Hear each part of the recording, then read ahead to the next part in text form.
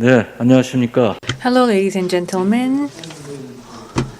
And we're hosting the Kyungnam University International Conference on Urban Studies 2021, and we will begin the second session on river and North Korean city.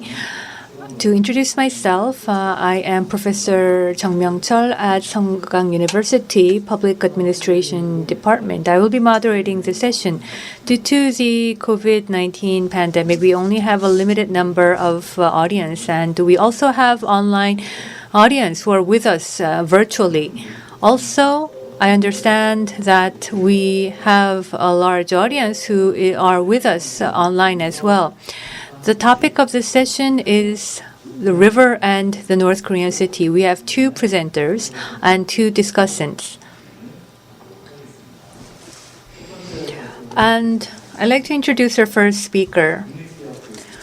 From the Austrian National University, we have Professor Robert Winstanley-Chesters. He is with us via Zoom. And the title of the presentation is A River Runs Through It, Liquid Politics and Watery Geographies in Pyongyang. And the second speaker is currently a visiting fellow at IFES, Kyungnam University. He studied at the Russian Scientific Academy. We have Dr. Pavel, and he will present on the formation of transporter urban agglomeration in North Korea, myth or reality.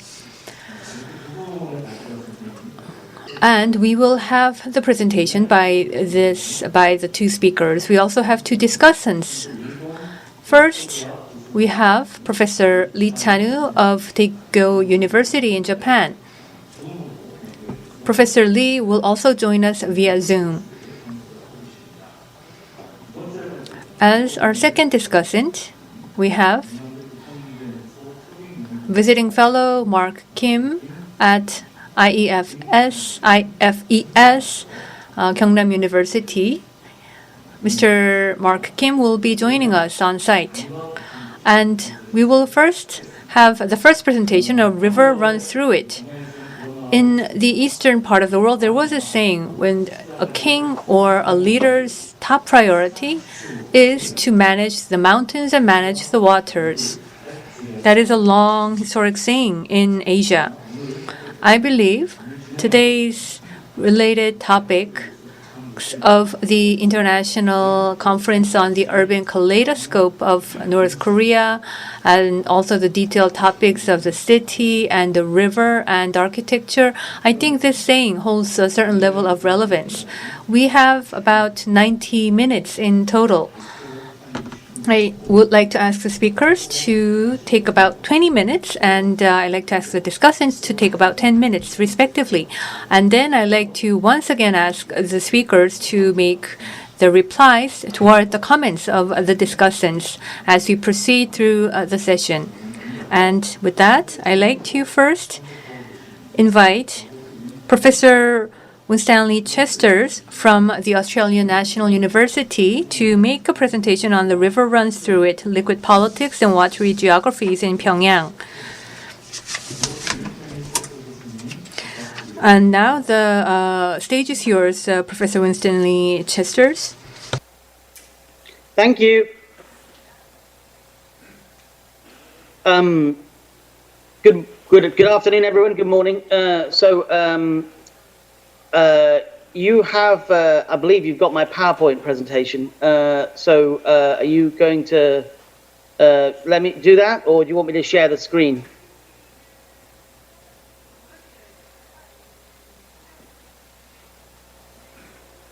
Anyone? Well, okay. You should activate your screen. Okay, fine. Sorry. So I should say, first of all, while I'm just doing this, that yes, I am Robert Winstanley-Chesters, but I am no longer at Australian National University. I actually haven't been in Australia for since 2015, but I was at the time a research fellow for Australian National University's College of Asia and the Pacific. I was excuse me while I just get my screen sharing. I was working with Tessumura Suzuki as part of her Informal Life Politics in Northeast Asia project. And my research, basically, I spent the time I was at Australian National University working on fishing communities in North Korea and fishing. So very liquid politics. Can everyone see my screen? I hope so. Yes. It looks like it's showing. So I'm actually at the University of Leeds in the UK and also Bath Spa University, and I'm also a fellow of Wolfson College, Oxford, where I manage the European Journal of Korean Studies. So I would love to be in Canberra, but I'm not. I'm in the north of the UK at the moment, where it's the early morning. So I am a human geographer. My research background has been in the sort of environmental history and the human geography of environmental spaces in North Korea, and sort of environmental human connections in North Korean history and present. I've worked a lot on trees, and I've now worked a lot on fish, and I'm continuing to work on fish and rivers and coasts in North Korea. And so this presentation is really about not just about Pyongyang. I also touch on the watery geographies of Wonsan on the east coast of North Korea, but it's really about the sort of reconfiguration of river spaces and coastal spaces for particular types of activity important to North Korea. And the aspiration of North Korea, such as leisure and sort of future development. I just thought about this as I was preparing this presentation, but I also could have talked a lot about fishing, and the fishing aspect is missing from this paper, but it is itself a very important aspect of the watery geographies of Pyongyang and other urban areas in North Korea and their rivers, because North Korea is very much focusing on aquaculture and the rearing of fish in urban rivers. Pyongyang has a number of trout and salmon farms that have been set up in the middle of the Taedong River. So there's a big important productive element to river geographies in North Korea and in Pyongyang, which this paper doesn't cover, but which other aspects of my work will cover, and which you could also think about. North Korean historical narrative essentially holds that May 21st, 1946 was the first day of the construction of the Potong River Improvement Project on the banks of the Potong River and near the River Taedong, which flows through Pyongyang. And this project was the sort of first North Korean effort at improving river flow and hydrology in North Korea. And of course, sort of, the conventional historiography of the peninsula also reminds us that by this point, the division of the peninsula between north and south wasn't even 1 year old. And the official declaration of North Korean statehood and Kim Il-sung's assumption of leadership was 2 years away. So this is North Korea in a very infant state, a very young state, just emerging from liberation, like the southern side, and sort of Japanese colonization and a new sort of forms of occupation. Yet even at this moment of a very infant North Korea, water management, river hydrology in the case of Potong, and the banks of rivers and the flows of rivers are seen as vital to North Korea's own sense of its own history and developmental narrative. But I would say a close examination of North Korea's approach to urban hydrology and water flow suggests that, as well as infrastructure and infrastructural matters, there's always been other elements to the narrative that exist outside of the sort of purely ideological developmental agenda and the sort of desire to mitigate flood risks, which a lot of the projects are about. So terrain and materiality, the water and the earth of the banks of the Taedong in particular play a role, their own part in the generation and co-production, that's a geography term, of what we call new sovereign social and leisure landscapes. So these, for the most part, have served the entertainment needs of the elite from Pyongyang and the party and its children. But I, in this paper, also think about the watery terrains of leisure and how they can be more deeply embedded in the wider sort of web of political life in North Korea. So, sorry for the theoretical terminology. The paper and this work considers the sort of what I call liquid politics and watery geographies of contemporary Pyongyang and North Korean urban space, holding in mind the work of Eric Svingedal. I think I have the paper. Yeah, Eric Svingedal's work on liquid power and water and the flow of water in the framing of the construction of what he calls hydro-modernities. So he in particular looks at fascist Spain and the sort of construction of a particular form of modernity through the control of water and the management of water and the sort of hydrolyzing of a very dry Iberian Peninsula. My work's also inspired and excited a little bit by the possibility provided by Frank Biller and others very recently in considering water and watery space as one of a number of what he calls volumetric elements to sovereignty. So this is about exploring the idea of volume and the sort of co-option of space and the volume of space, on behalf of politics. So Biller and his fellow writers, building on new materialism, which comes from the work of Jane Bennett, suggests that topography, natural elements and resources are part of the nexus of natural development and the conception of national sovereignty. So states use materials to add volume and extra dimension to the terrain that they hold sway over. And sometimes this involves the physical creation of new territory, such as we've seen in coastal reclamation in North Korea, and the creation of artificial land, such as China's contemporary development in the South China Sea. And sometimes this involves the harnessing of once peripheral or underused spaces in national narratives, mythologies, and aspirations. And we see that on the banks of the Taedong, and also we see that in Wonsan. And so this is all part of the sort of what Kwon Kwon-honik and Byung-ho Chung have called the sort of charismatic politics, the theatric politics of North Korea, which are themselves, this sort of charisma and theatre become elements, a sort of vibrant matter, as Jane Bennett calls them, in the sort of like new ideological productions and sort of human geographies of North Korea.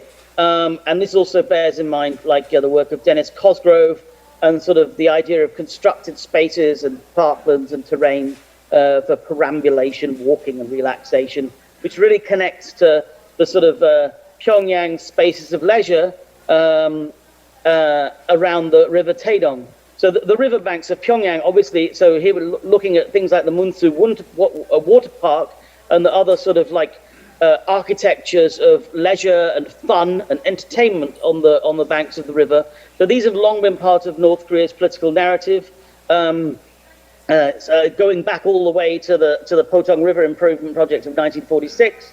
But the sort of Taedong River is sort of following the work of Benjamin Juano in 2012, 2014, is sort of reconstructed by the charismatic, what he calls the charismatic axes of power in an architecture in Pyongyang.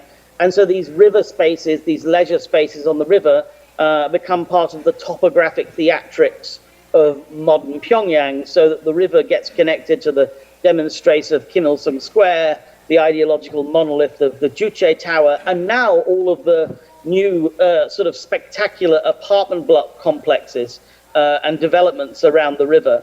And these also include Potong, the Potong River now, which has got a huge development building on it. So the primary, as of 2017, for example, the primary water space on the Taedong was the Rungna Water Park, which is a brightly lit and brashly coloured space, which features a lot in the sort of the backdrop for energetic entertainment of Pyongyang's elite children, and also the things like the Rungna Dolphinarium, who you see on the top left-hand side, which is similar to things like facilities like SeaWorld in the United States. You know, harnessing the charismatic energy of charismatic species, sort of for reprojecting political charisma in North Korea on the riverbanks. I'm sorry, I'm hearing an echo, so I hope you're not hearing the echo too. So I also want you to think about, I talked about perambulation, and so sort of essentially the spaces of the riverbank for relaxing in the sense of just like walking about at leisure, which is a sort of actually quite a low maintenance level of infrastructural development on a river, but become increasingly important in sort of to the elite of North Korea who have time more than anything to walk about, to relax, to meet friends, to talk on their mobile phone as they walk along the river. And so this is very much part of the axis of leisure. Also, you know, particular characters are vital, particular parts of society are vital in North Korean political projection. And so you get children and the care of children. You get this reprojected in sort of watery spaces along the riverbanks and around the urban infrastructure for children, places where children can enjoy the water, and also places for the elite where scientists and bureaucrats and people involved in the army can relax in sort of watery spaces which befit their elite status in the society. So, and of course, I didn't mention the fishing aspect, which is very much part of North Korea's productivity. And all this development on the Taedong is now joined by new infrastructures imagined for the future on the Potong River, which is very much a project in play about, and also connected to the sort of new, vast, spectacular apartment block architectures in North Korea, and the sort of new spaces for the Donju and other sort of like new elites from North Korea. And I wanted to move also to Wonsan, which is another big project that's very important in North Korean development on the coast, a watery project, which was originally essentially famous for being the port where the ferry from Nagata in Japan arrived. Also famous for the Songdong-won beach and the Songdong-won children's camp. And, you know, previously was fairly undeveloped. And so photos from 2013 show that, you know, as short away as 2013, it was a fairly sort of peripheral sort of beach with green space and that sort of thing. But Kyungnam University's IFES have also reported on the place of this IFES, have reported on the importance of Wonsan's coastal area being reconstructed in recent years, and becoming this vast new Wonsan-Kalma coastal tourist area where Kim Jong-un has made immense numbers of visits recently, and also various other places. And so North Korea envisages this watery space as part of a sort of new infrastructure of leisure geographies, including you know, waterfront villas and various different sort of categories of holiday accommodation as a sort of potential package tourism option for East Asian tourists on a budget to visit a good coastal resort. You know, so in the way, you know, that you know, many southern Spanish resorts reconfigure themselves as sort of places for the British and other European working classes to go on summer holidays.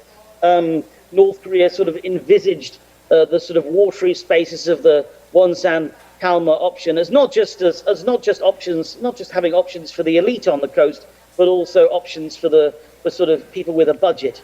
And this, you know, this also includes the reconfiguration of Wonsan-Kalma Airport as a sort of regional transport hub, potentially for, you know, for tourism flows into the area. And I call this volumetric watery regional politics because in a sense, this is about capturing the volume of the coastal and water space available for leisure and capturing that in a way that captures another sort of volume, which is the capacity for leisure and the finance that comes from leisure, leisure tourism, mass market leisure tourism in North Korea. So it's about capturing two sorts of volume, using one sort of volumetric space to capture another sort of volume.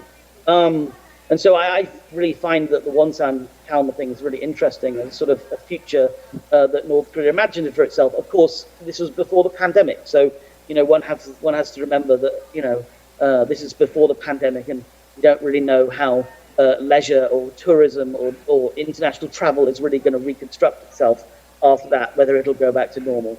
So to conclude, I'm just going to say a quick thing to just wrap up. So Benjamin Juano theorized the transformation of Pyongyang's urban axis to fit the needs of its ideological mythos, capturing the energy of North Korea's political history in a similar way to the energies transmitted in Korea's past along its mountain ranges. So I want to say that the Taedong River is itself another axis in North Korea's topography, an energy through which different forms of materiality and other lively matters flow. Generally, North Korea's elite and citizens and lucky visitors are granted along its axis access to a leisure president and future, perhaps unconceivable to residents from elsewhere in the country. The Taedong's axis provides, in contemporary North Korean developmental narrative, other manifestations of utility, as I said, a site for the harvesting of aquaculture and fishing enterprise. However, the Taedong and its watery space primarily allows for the harnessing of a liquid power, and the same might be true of the Wonsan Kalma tourism area along the coasts.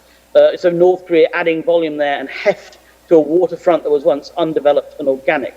Through the capture of leisure industries on the banks of the Taedong and in Wonsan Kalma, as they intersect with water space and water place, North Korea's politics potentially remakes itself and remakes those who interact with it.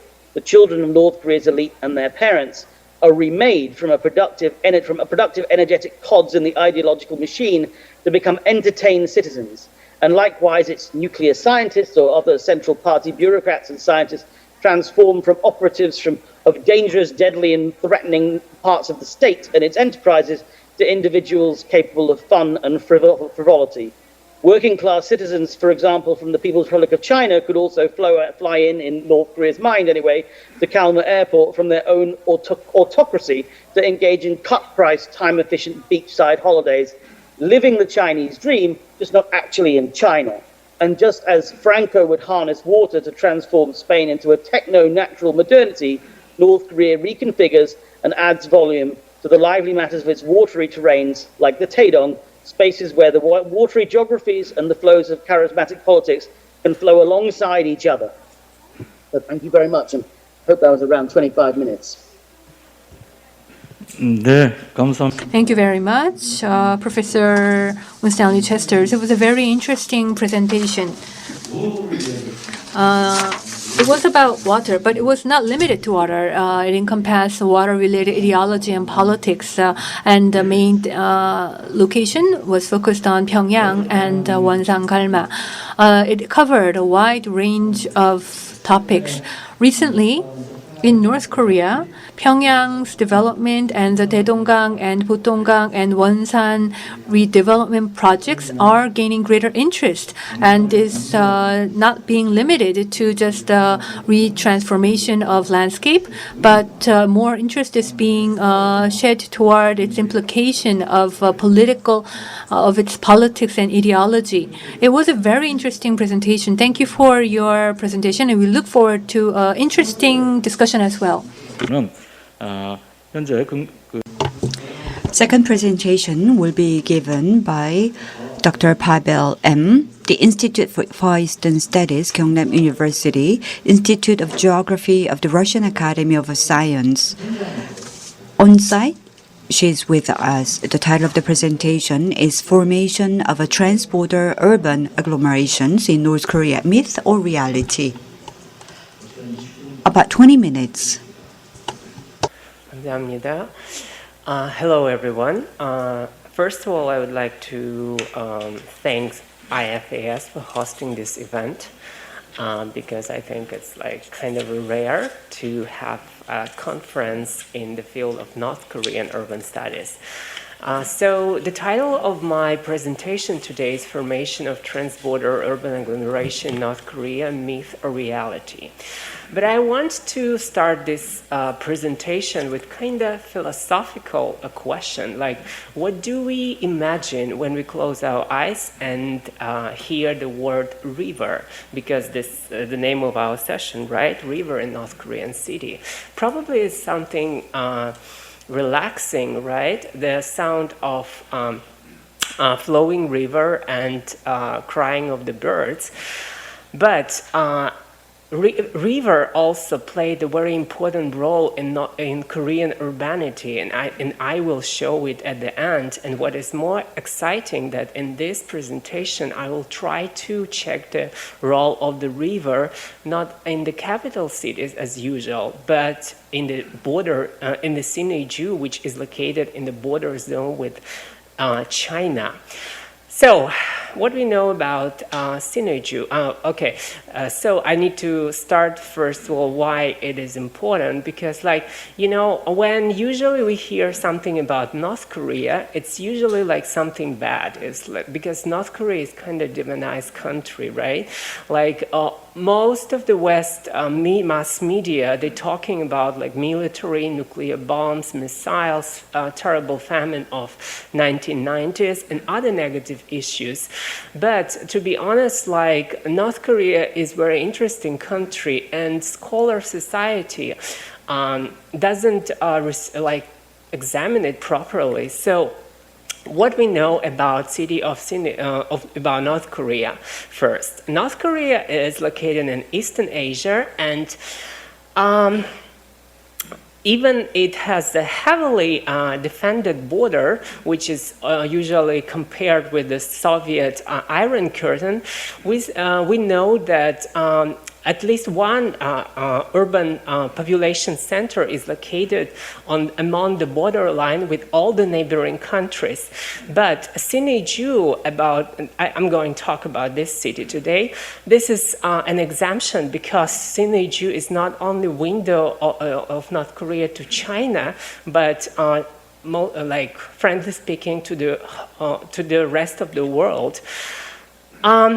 My hypothesis here was that the city of Sinŭiju has become a part of transborder urban agglomeration with Chinese city of Dandong.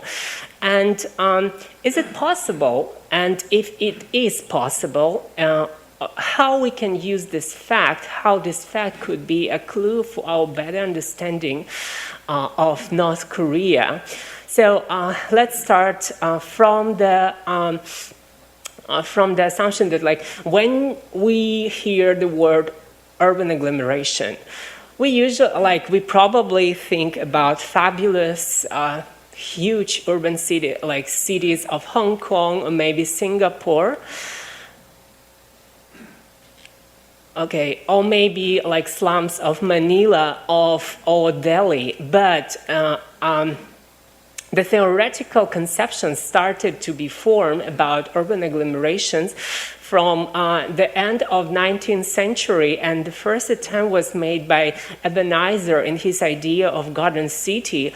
And through this, and through the idea of the central place theory about the ideal geometry of population centers in the space, we came to the modern conception of what urban agglomeration is. And usually, urban agglomeration is called like as a highly developed spatial form of integrated cities. And we know like usually the urban agglomeration starting to form its evolution way, starting from the one city which is growing, and its area expanding, and a lot of satellite cities forming around it. Like, for example, Seoul now is surrounded by many satellite cities, including very big cities, which has a population more than 1 million people, like Songnam-si or Suwon-si.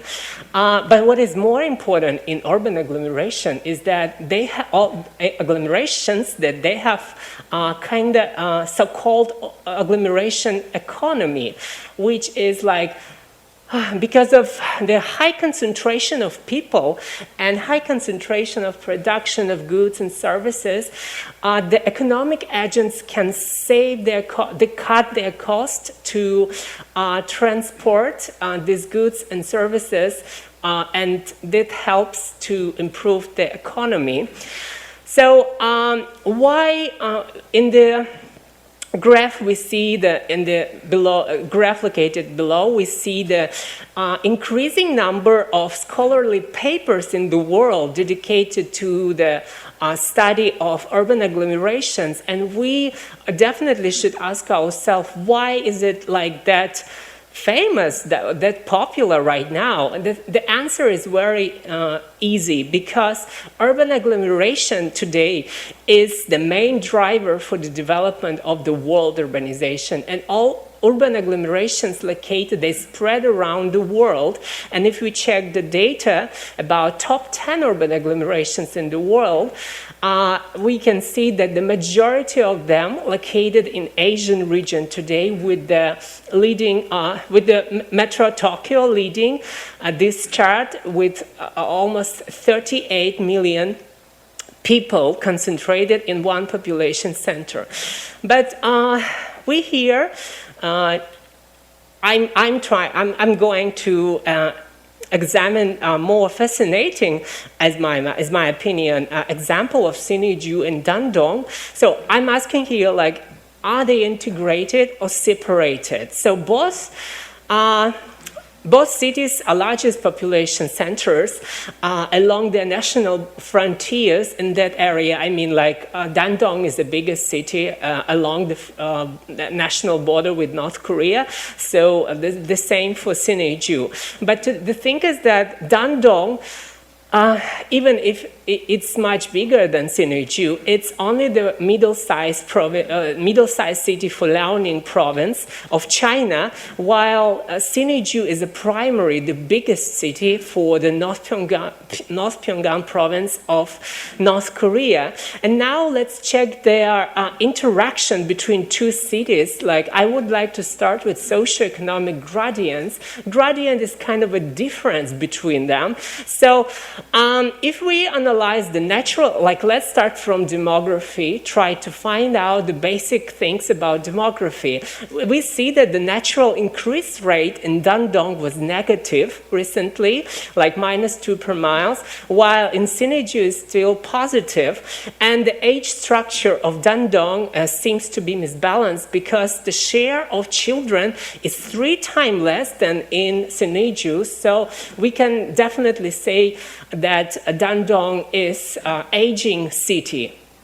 Now let's check how the population is concentrated in is distributed in Dandong and Siniju. Like, population density of Jansin district was about like 5,000 people in like per 1 square kilometer. This district is neighboring the mostly inhabited area of Siniju. And while in the whole city of Dandong, this index was much less. It was a little bit more than 160 people per square kilometer. City of Siniju, population density there, like in the mostly inhabited area, which is located around the main railway station, was more than 50,000 people per square kilometer, which is very high even in comparison with big cities of of the Western world. And there is no spatial homogeneity, no in Dandong, neither in Siniju. And the population of Siniju, we see that is highly clustered around the main railway station. Now let's check the economic cooperation between two cities. So we know that the Sino-Korean economic cooperation in that area has a very long history, as both cities located in the periphery of their national capitals.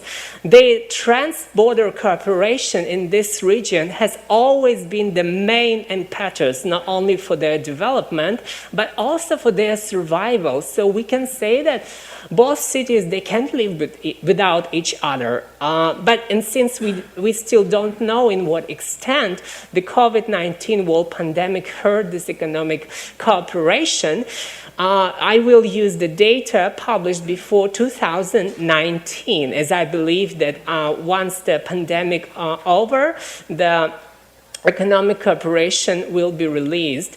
So this is the basic information, but I think is the most important thing, because the per capita GRP in Dandong in 2019 was only like $4,600, while it was more than 3 times less in North Korea. We don't have, unfortunately, data is precisely for Sinuiju, because this is North Korea, and we don't have like economic data that much. But like I think this index reflecting the whole society can be kind of comparable.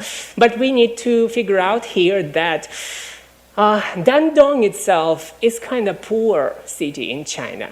Because if we compare this GRP per capita index with the analogous index in Beijing, Dandong is very poor. And even in comparison with this poor city, Sinuiju looks even worse. And now about the trade. So we all know that Sinuiju is one of the main trade window with China, connecting North Korea with China. And this is really true, because 70% of the Sino-North Korean trade is operating through this tunnel corridor. So, but the export from Dandong side was like about 3 or even more times than in the opposite direction. And we need to figure out here that Dandong itself is providing only about 2% of Liaoning province foreign trade volume. So we can say that for Liaoning province, Dandong, it's not very important in this sense, but for Dandong, this trade is crucially important. So both governments try to strengthen economic cooperation between two cities. But like, for example, from North Korean side, we may mention Sinuiju Special Administrative Region, International Economic Zone, and as well as like Wihua and Hwanggonpyeon Islands, Special Economic Zones. And from Chinese side is Guomenwan Trade Zone. And I titled this file as Failed Dreams. Is in my perspective, like in my view, all of these projects, they were so exciting, they were very intriguing, but their results are very, like, how to say, very bad.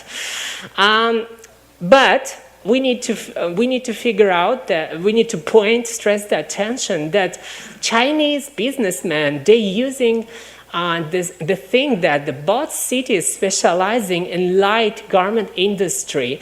Since North Korean labor is cheap and hardworking, their employment helps to solve many problems. Like, for example, as I mentioned before, and we see that details here in the graph, like the share of economically active population decreased for more than 10% during only 10 years in Dandong as well as in Liaoning province in general. That means like Dandong and Liaoning province, they all already have the labor shortage problem, and North Korean labor helps to solve this problem The second thing is that North Korean labor is much cheaper than the Chinese one. That's why this is the second beneficial point for Chinese businessmen. But we shouldn't think that North Korean state is like taking a back seat, because if the employers employed officially, the part of their wages go directly to the North Korean government, and so the government, like this is one of the way how North Korean government got the hard cash money inflow. And Dandong also is a city which is a hub point for international tourists on their way to or from North Korea. We know that the ways to reach North Korea are limited, and there are two actually possible ways for foreigners. First is a train from Beijing through Dandong, Sinuiju to Pyongyang, and second one is like limited number of flights to Pyongyang from Chinese cities as well as from Vladivostok city of Russia. And but it was, of course, before a pandemic, right? And we know that, and I have been there personally, like in the area of Sinuiju, which is neighboring Dandong, like vice versa. In the area of Dandong, neighboring Sinuiju, we can see many places, Korean places. I mean, I understand that Dandong has like Korean minority, right? Many Koreans, like Chinese Koreans living in Dandong, but still, like the number of these places, in my mind, they adopted like to offer the tourism-related services to the international tourists. And both residents of both cities enjoy visa waive program for day trip between Dandong and Sinuiju, which was implemented in 2016. And like if it's a kind of time machine for the residents of Chinese side, as it was like for me, you see the picture in the bottom part where I am in the Sinuiju. And but for the North Koreans is a chance to satisfy needs for unavailable goods and services and also find something of a better quality. And so even the implementation of harsh economic sanctions, Dandong kind of extends into Sinuiju area and vice versa. So cities have formed something similar to single or at least highly integrated market. The economic, socioeconomic gradients between two cities were factors of intensification of the transborder context, influencing the everyday life of the most of the residents of both cities. So now let's try to analyze the urban structure of both cities. So we can say that the land use structure of Sinuiju is highly misbalanced. The urban fabric reflects the railway station's location, and the share of developed area in Sinuiju is no more than 8%. And city has only a few high-story blocks, and their number rarely exceed 12. If we talk about Dandong, this is a master plan for Dandong in 2017. So the yellow color is a residential area. So Dandong should be mainly covered, like at least the central area, right? Should be covered by residential areas, but it is not. And most of the developed area covered by low-rise buildings. And now let's try to go to the more advanced approach to analyze the urban structure. There is a tool using by geographers. It's called fractal, and fractal is from geometry and math. It's a self-similar geometric configuration with the inner heterogeneity. And like here is a formation of the basic fractal called Sierpinski carpet. And in the first stage of like when geographers just started using fractals, we calculated the fractal dimension to analyze how, in what extent this distribution of buildings in the area is uniform or not. So here in this work, I used the double-step dilatation method to using the special software Fractalis, which were developed by Tema Lab, located in Besançon, a city of France. This is very kind of difficult and very long to explain how to use the fractals to delineate the boundaries of urban structures, of urban formations. But I want to tell you that there is a very fruitful and so many discussion in geographical academy within the scholars specializing in urban geography about if it's good or not. So the most of the people think it's very good approach to reach the goal of urban delimitation. So, first of all, I need to tell you how I got the map. This is the basic data for this analysis. There was a problem with data because usually, like European scholars or scholars from China, they're dealing with open source data sets like OpenStreetMap and something like this. But in case of North Korea and Dandong, because Dandong is a small city in China, right? There is no data. So that's why I was thinking what to do. And this is a print screen from one lawyer of Google Maps, from Google Maps. And to cover all the city, of the build-up city, I merged them. And then this is the final map I used for this analysis.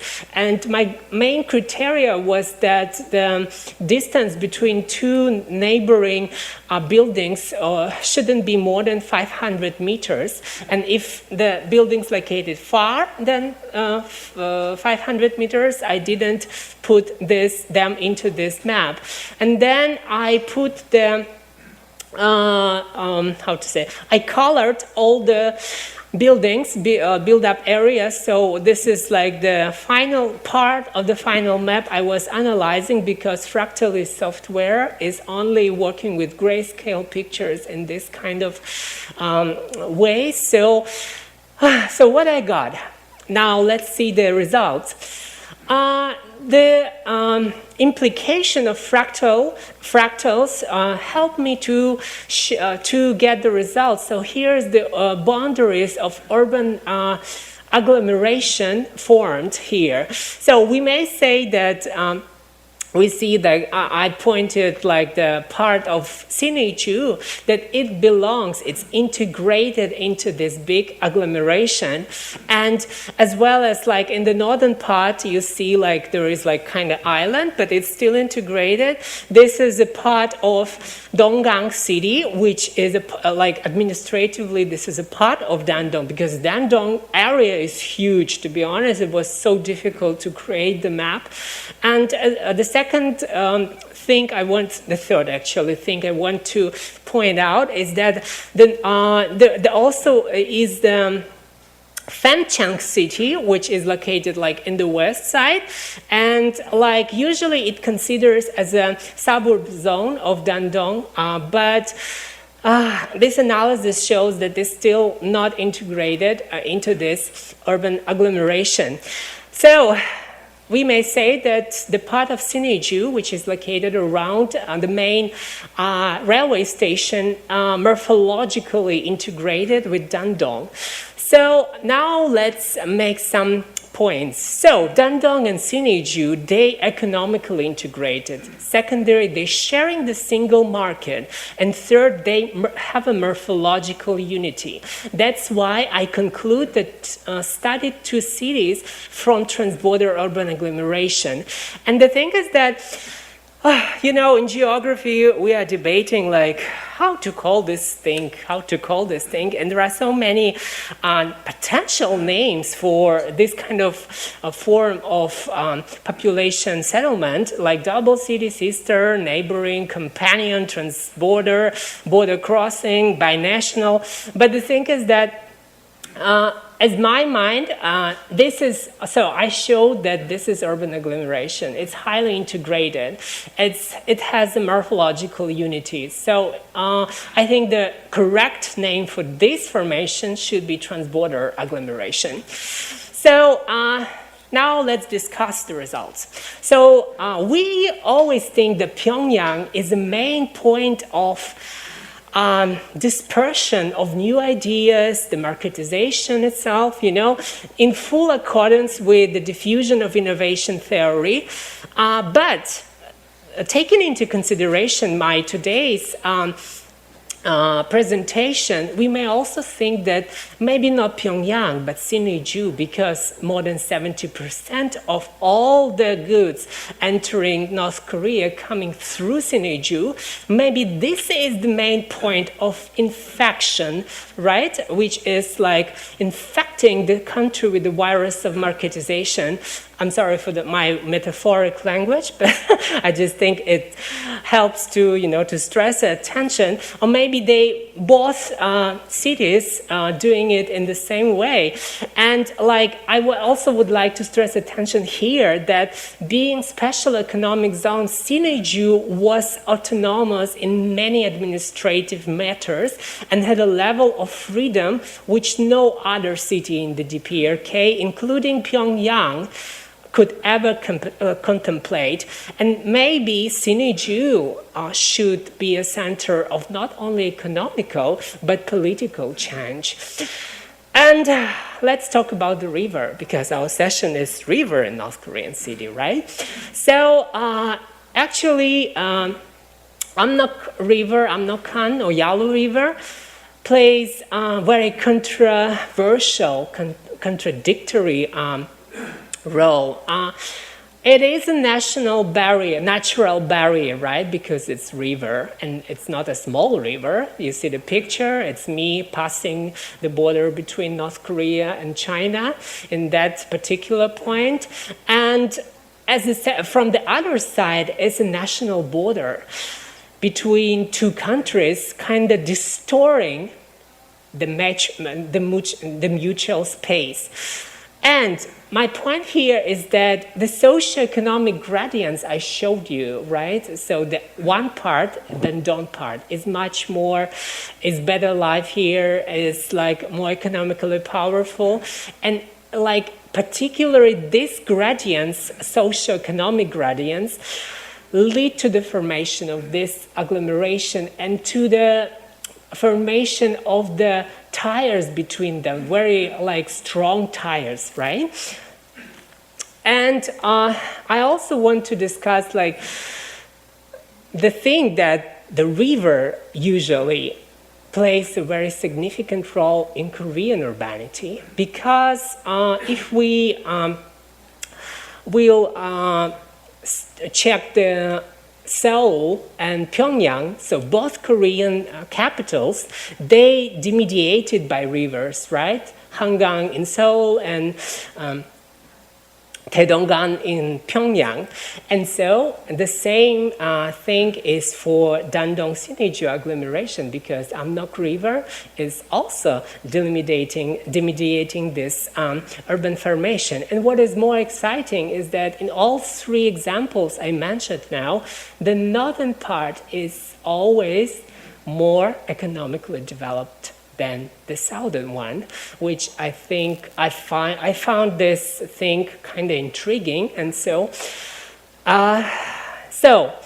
the results of my presentation are that the border coincides with the river and a crucial factor for the further development of Dandong-Sinŭiju agglomeration. The first thing is that since these two cities are highly integrated and dependent on each other, we we need to actually say that any changes will influence urban structure of both sides. Even like the small change in one part will influence like the whole formation. The second thing is that this example, Dandong Synergy agglomeration, demonstrates so clearly that DPRK is open for mutually beneficial international cooperation. And this is not the thing which is we usually reading about in the Western press and mass media. And the third thing I want to point out is that this particular urban agglomeration should be example on how to achieve economic development in a border zone, because we know that there are another cities, right, located in a border zone between North Korea and China. And so this example may be a good example to strengthen and to develop this kind of economic cooperation between two cities and two countries. Thank you for your attention. 네, 감사합니다. Thank you very much, Dr. Pavel. Actually, you have exceeded the time that I have allocated, but your presentation was very interesting.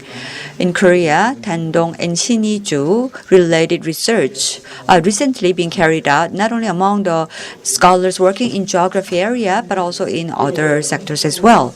Borders are often regarded as the wall that divides or stops the exchanges, but actually, in case of Dandong and Siniju, the borders are not separating these two cities, but rather they are connecting these two cities.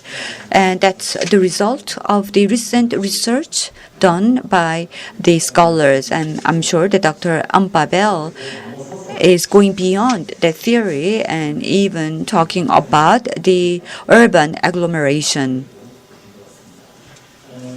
2018 And with the rapid advancement of inter-Korean relations in 2018 and after the Singapore summit, leader Kim Jong-un visits Sinŭiju.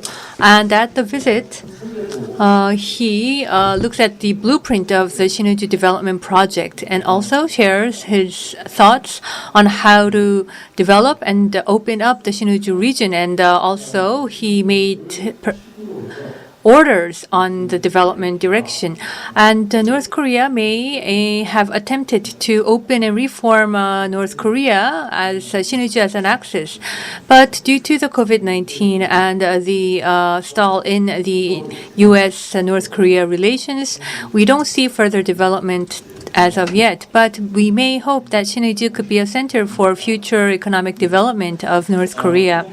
And we listened to the two presentations. Thank you very much. And we will now begin with the discussions. We have online discussants. First, Professor Lee Chanwoo of Teikyo University. The floor is yours now.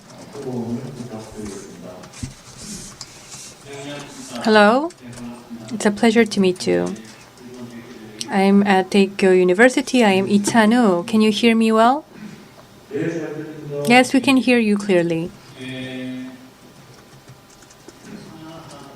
I'd like to share some slides as well. I'd like to share some images, and I understand I have within 10 minutes.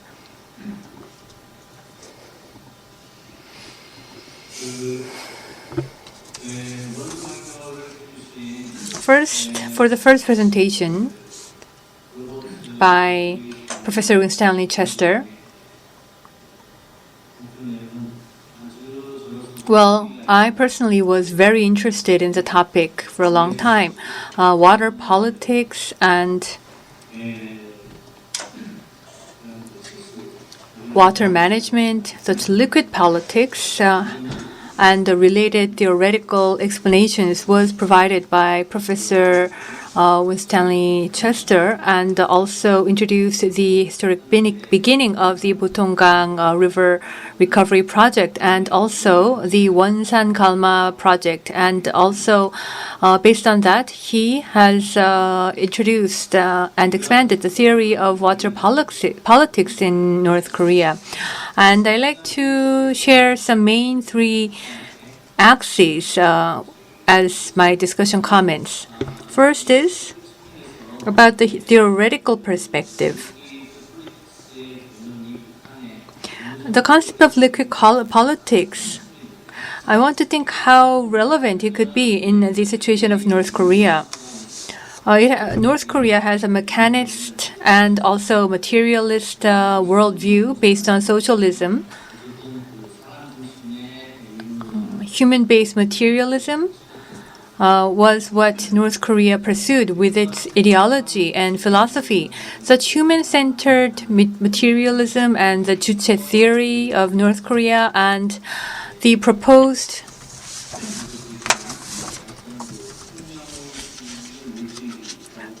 the biological materialism, so to say, that are introduced in the literature. Between these two, what kind of philosophical relationship do they have? The biological materialism could be a modernist interpretation of the mechanical materialism, and I think it is also related to Juche theory. The interhuman relationship and the transformation of the matter could even produce a political ideology.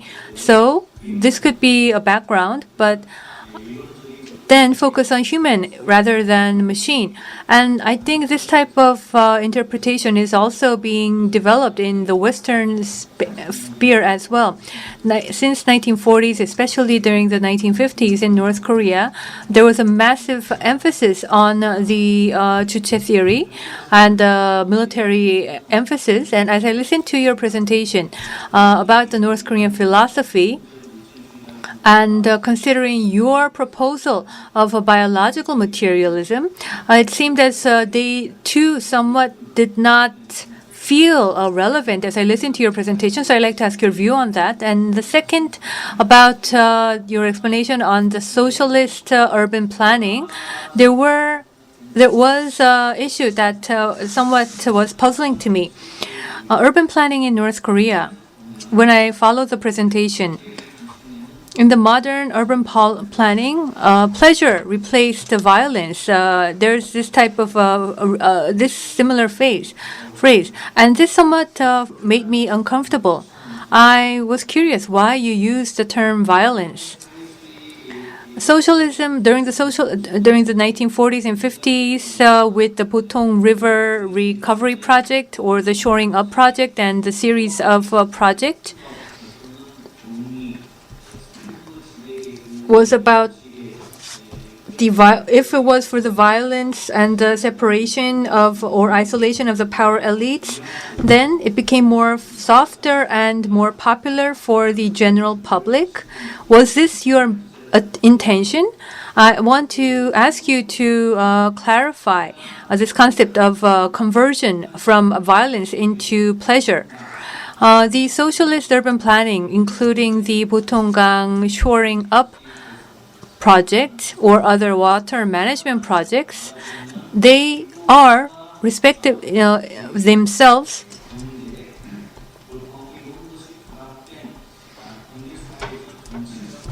have all economic and political meanings. It is an integrated political aspect that provides pleasure and the prevention against the flood as well. So the Botongang Shoring Up project, especially considering that it was focused on the residents of the poor Korean, why did Kim Il-sung visit the site and make the commencement address? This was because the basic discipline and doctrine of North Korea put the poor people, poor workers at the front. And that was kind of an exemplary gesture. It was a very strong political gesture. And at the same time, it also provided a flood prevention during the 1940s. because actually 4 years before that, the entire city of Pyongyang was flooded from the river. And so the Botong River region suffered a lot of difficulties, and the encouraging address of Kim Seung, a general, is also cited. And when you look at other newspaper articles, even though this is a party's newspaper, we see that it also covers a lot of the general people's activities. The Botong River, before the recovery project, many areas were flooded, but through these rebanking, reshoring projects, it was transformed into a more pleasant, modern environment. And I am somewhat curious why this could be defined as violent. During the socialist architectural construction period, why is it not regarded as a politics of pleasure or politics of life? And there's a third question which is related to the previous. With the Taedonggang project, we also see other canal developments in the Taedonggang River in the other areas such as Taedonggang and Ryungyong River, and it also leads to other gateway developments in Nampo and the West Sea. And then this enables a stable flow of water in Taedonggang River, and in Nampo, which is in Oncheon-gun or the Hwanghae-nam province, Yeonan County and the Yeonbaek coastal area, a massive canal development project is being implemented, and we see the water pumps are used here so that the Taedonggang River water is connected all the way to Sincheon, and we see a massive improvement in agricultural activities.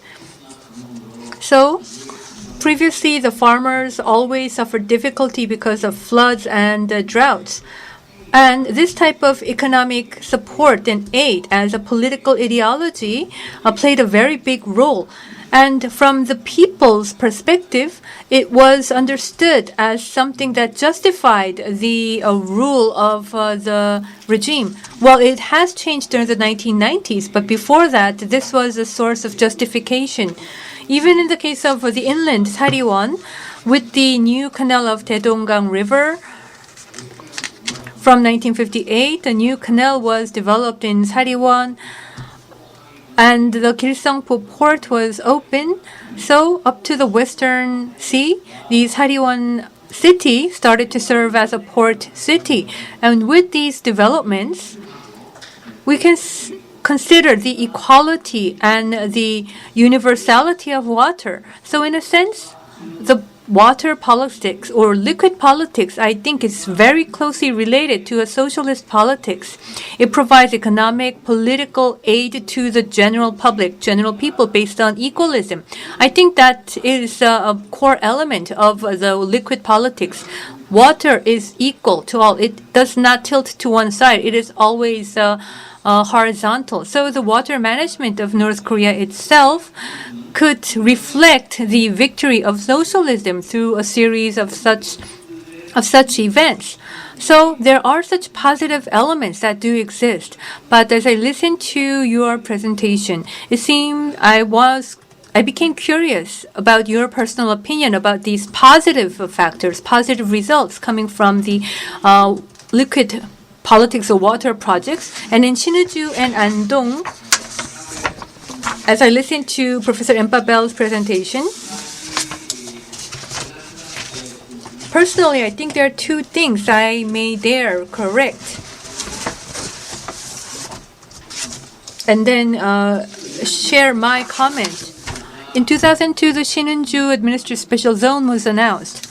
And back then, Yang Bin was arrested in China, and the Sinuiju Special Administration Zone became somewhat suspended. And after that, the Sinuiju and Daegedo Economic Development Zone was announced, and this changed its name to the Sinuiju International Development Zone Youngchul is now released and is residing in Taiwan, and argues that this administrative special zone still exists, but in North Korea, the Sinuiju Special Administrative Zone does no longer exist. That is something I want to correct. It no longer exists according to the current legislation. And in Seoul, the northern part of Hangang was developed in advance, and then this was expanded to the southern part. But for Dandong and Sinuiju, I believe that Sinuiju was the first place of development, and then which went to Dandong. So when you compare Seoul and Sinuiju and Dandong, I think the northern and the southern order is reversed. I like to correct the order of development between Sinuiju and Dandong, which I also noted in my paper.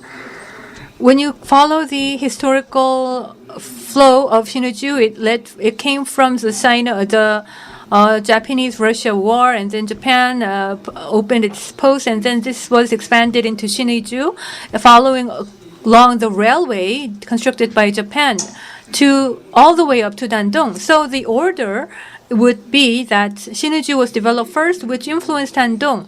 And then Dandong was modernized, and saying that Dandong was modernized and Sinuiju is less developed just at the current site, I think is somewhat incorrect of the actual historical process. Well, in the past, Manchuria and Korea back then did not have a border, and the subject was a single entity, which was Japan.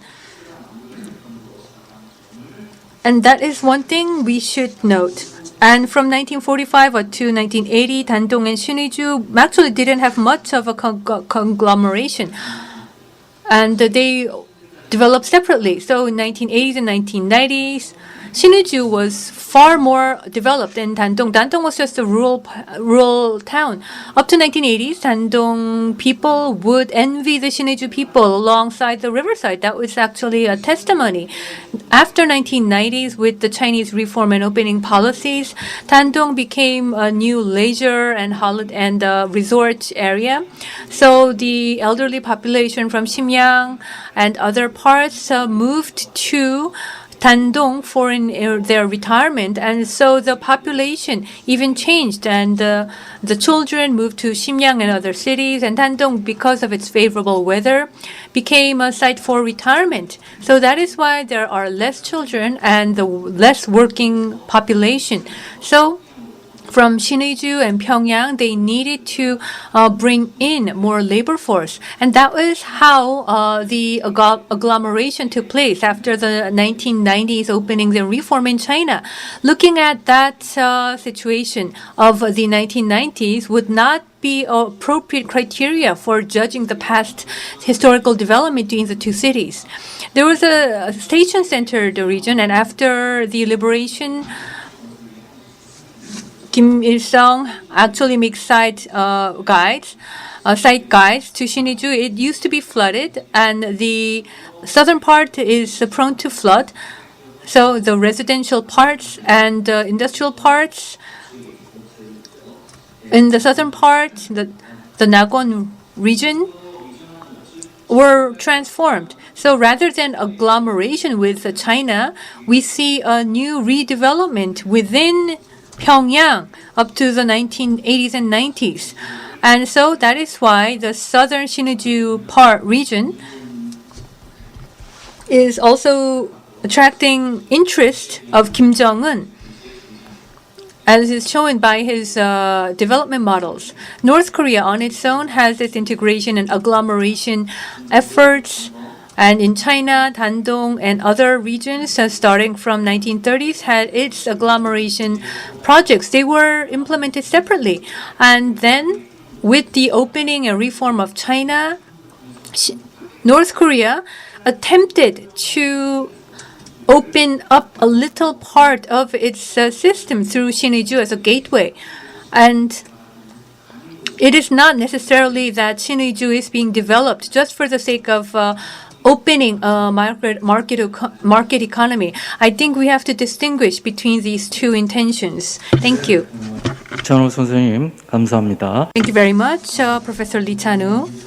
And I believe the two speakers may be able to give your replies after all the discussions. There are theoretical aspects and historical aspects that we should all consider, and this was brought up by Mr. Lee. And next, the second discussant. 현재 The second discussant is right here at the site. Visiting fellow Mark Kim from IFES. Please start. Hello, everyone. Because we are behind the schedule, I'll skip the overlapping area and I'll only talk about the border city Sinju Dandong and also the river, and I will briefly mention about the coastal tourist area. That's all. Afternoon time is quite tiring, so I'll give you a joke. When you think about Taedong River, what kind of word or vocabulary do you think? Beer. I think about beer. Well, some laugh, some don't, and if you laugh, that means you know fairly well about North Korea.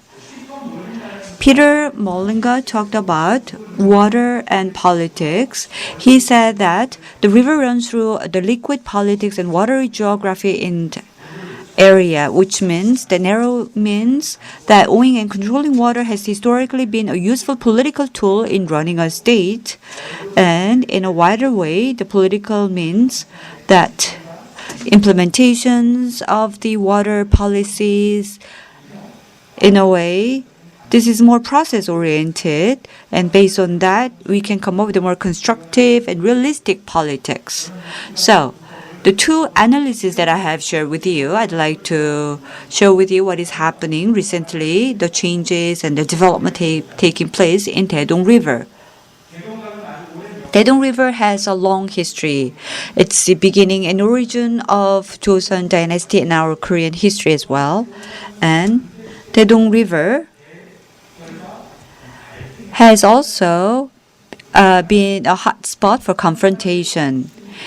In 1960s, General Sherman has arrived, and then all the way it was going, but then it was burnt. And the General Sherman, you can see the monument established in 1968. The Pueblo ship is still, you can see it's exhibited. So around the Taedong River, as seen through the Sherman case and the Pueblo currently exhibited in the Taedong River. The Taedong River has been the scene of conflict and confrontation in modern times. So, recently, it has been changing. Whether we visit Pyongyang or we hear a lot of news through media and the development taking place in Taedong River, we can witness that. In 2013, Munso Amusement Park was established, and also the Science and Tech Street were established, and also a new palace for science and technology was established, etc. And not only skyscrapers, but also all kinds of convenient facilities for residents were established, and also there are people fishing or walking, and also the Pearl of the East Sea with the natural tourist resources were established here. And in Pyongyang, you can see that water politic, a narrow way of defining water politic is happening. So once again, I strongly believe that the narrow way of water politics is happening. In light of that, we need to look at the coastal tourist city of Wonsan-Galma. Wonsan-Galma is located near Mountain Kumgang and Haengum River, and Also, Dr. Robert Winstanley showed us a photo. That's a very popular one. It's called as the Pearl of the East Sea, and it could become an international tourist destination. At the same time, it can become the international commercial district. I strongly believe that not only Wonsan-galma can become the tourist destination, but because it is located in the East Sea, it has huge meaning. As you know, North Korea is very closely related with China, and if we pay attention to the China in the western part, we could have focused our attentions to develop, but Wonsan-galma, the eastern coastal area, especially, this is a corridor to go to the more Pacific area. So once again, it's a corridor to the oceans and also to the international exchanges. So we began to think about probably Wonsan-galma is a trading center to become the international commercial district. And once Wonsan-galma becomes an open area, then probably in the past, you can see that historical textbook shows that it used to have a harbor, and also it could represent a MICE industry. Conventions and exhibition can also be held in Wonsan-galma area. Once again, there's a huge possibility that Wonsan-galma can become a commercial district. Another thing that I'd like to talk about is a border city called Siniju and Dandong, as you're well aware of. The Dandong Siniju is a center of the international trade between North Korea and China. It is located between Pyongyang, Shenyang, and Beijing, and all goods and services are concentrated in Dandong area. And then either via train or by a cargo truck, it is being transported to different area. Because geographically it's so closely located, they both enjoy growth. It is regarded as a twin city. And maybe Dr. Pavel defined this in a different way, but we could call different names, twin city or sister city or whatever we can call it, but they are enjoying joint growth. Now, I'd like to talk about the borderline that is divided into Yalu River and Tuman River, about 1,300 kilometer length of the border. And it is divided by the steel wire. But 20 years ago, the border area was divided by a river. And the residents and children living in this area, they were able to swim in Amrok River and Tumang River, and goods and services were able to cross the border. So people-to-people exchange was possible in this area. And the reason why I'm talking about the border between North Korea and China is because through this border, Gillim or Yeonyeong province or the Northeast 3 provinces are located right here. According to the population, the statistic that was released, the reality of Northeast China's 3 provinces and subsequent population were on decline. And because of the cold weather, because of the location which is far away from the center of the country, the population is declining. Many people left these Northeast 3 provinces. So considering the situation of these 3 provinces compared to other developed provinces in China, the infrastructures and also the foundations are very fragile.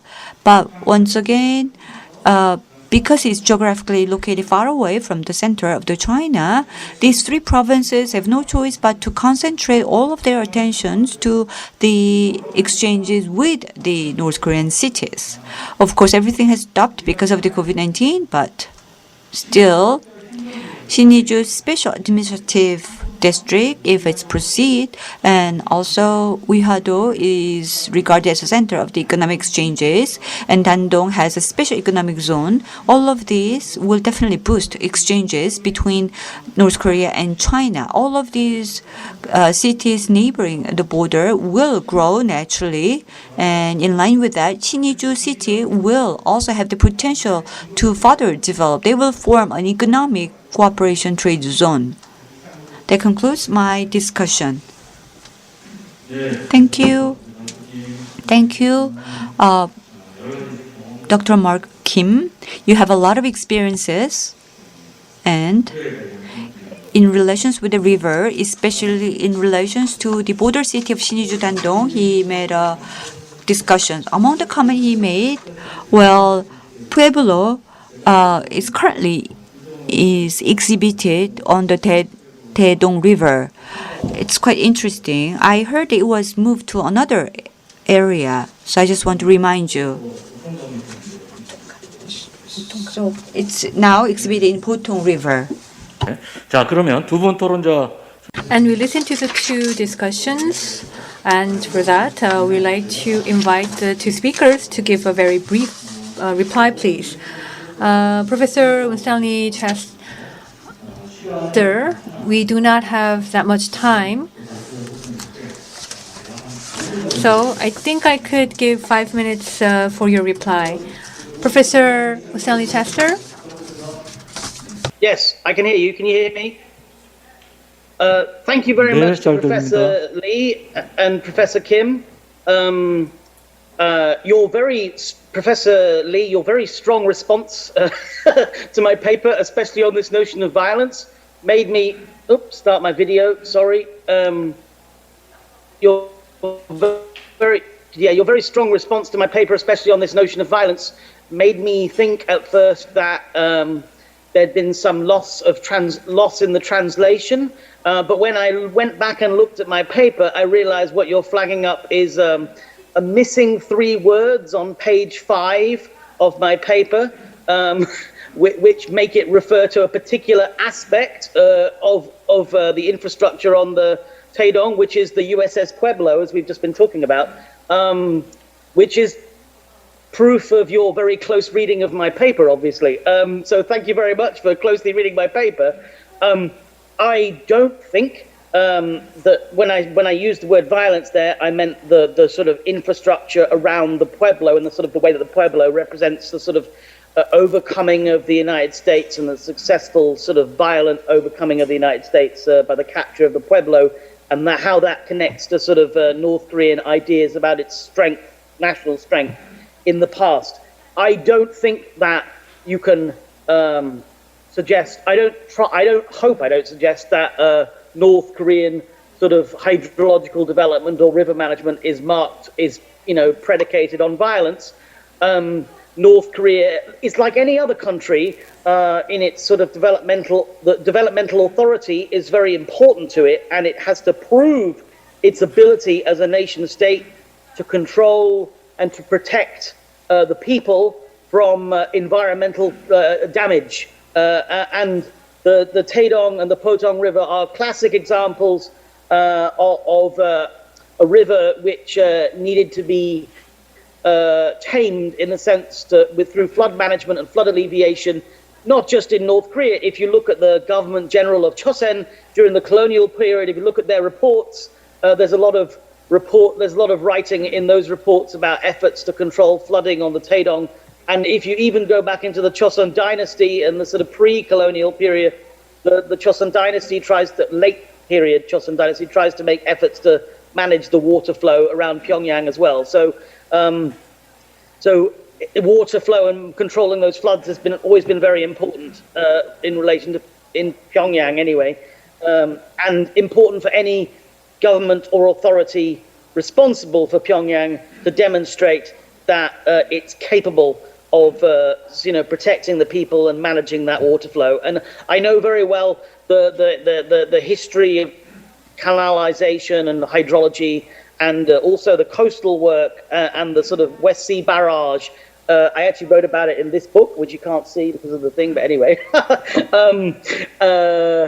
and how that allows North Korea to demonstrate its capability as a nation state and claim some authority for its system by its developmental capability. So I'm sorry about the violence aspect. I didn't mean that. I missed out 3 words in the paper which make it seem like that.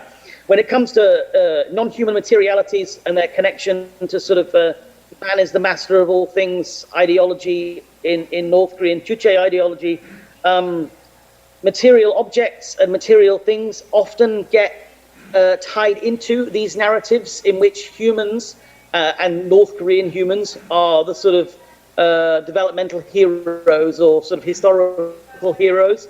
So that the forests or the wildernesses and the wilderness landscapes are very important to the sort of mythology of the Kimsa in the 1930s. And sort of those forests and the sort of rocks that might protect them from the Japanese shooting at them become sort of actors in the story, if you like. But, so I think, yes, North Korean ideology is very anthropomorphic, is very anthro-centered, it's very human-centered.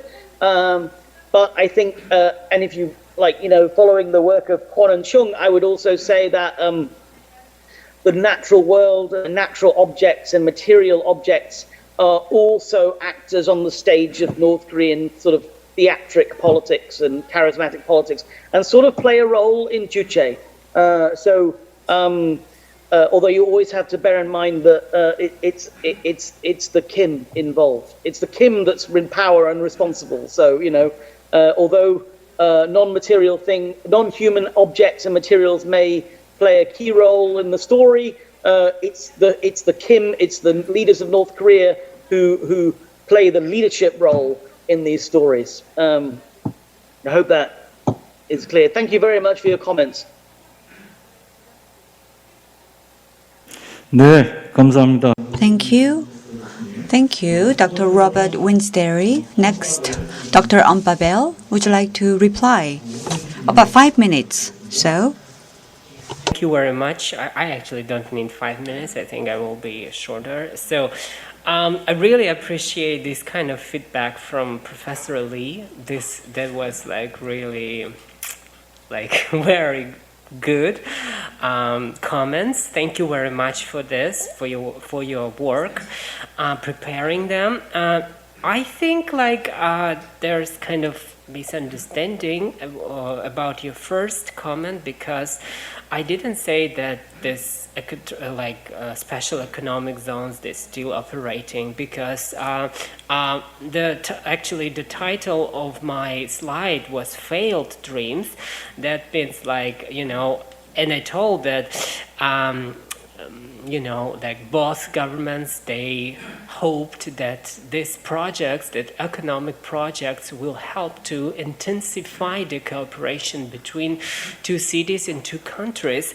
But and I think this is just a little misunderstanding. And thank you for some historical perspective, of course, because of course, I actually know this story about this person who was arrested. But the thing is that we have time limitations, so I wasn't able to put everything into this presentation. And about your second comment, thank you very much for this historical perspective once again. When I told that the northern parts of this 3 mentioned urban formations are more developed than southern ones, I mentioned the current time. Yeah, I didn't compare. I didn't research the history that deep, but thanks to you, probably this idea that for the Siniju was the point of development, not Dandong, actually will help me to discuss this question in theoretical way, because actually, Dandong is not the unique example like of the city located in the Chinese border, which first was kind of like a small village, and then was growing even more, and now is more developed than the neighboring city on the other side of the border, because like all the transborder cities with Russia, like Chinese-Russian border, they have the same situation, because my aunt told me like when just the Soviet Union collapsed,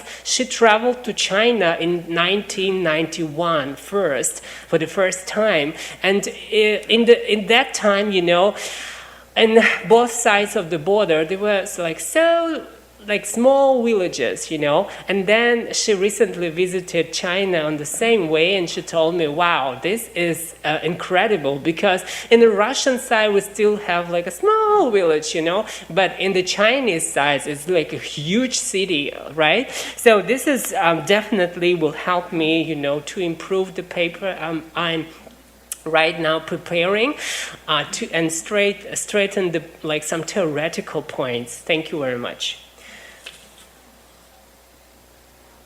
네, 아주 짧은 시간을. Thank you very much. I apologize I could give only a very short time, and thank you for your brief reply. And Professor Pavel, you had to reply to both Professor Lee Chanwoo's comments and Professor Mark Kim's comment, but he could listen only to Professor Mark Kim's translation, and he couldn't listen to Professor Lee Chanwoo's discussion, so I'd like to apologize on his behalf. The first presentation was on the politics of the water, and also the present and future politics of water. And we listened to the two presentations of Professor Winstanley-Chesters, Dr. Pavel, and two discussions. With that, we will now conclude the second session. We took 5 additional minutes on our original schedule, and the second and the third session will begin at 4:45 after a brief break. And I'd like to thank all the speakers, discussants, and the audience who are here online and offline. Thank you.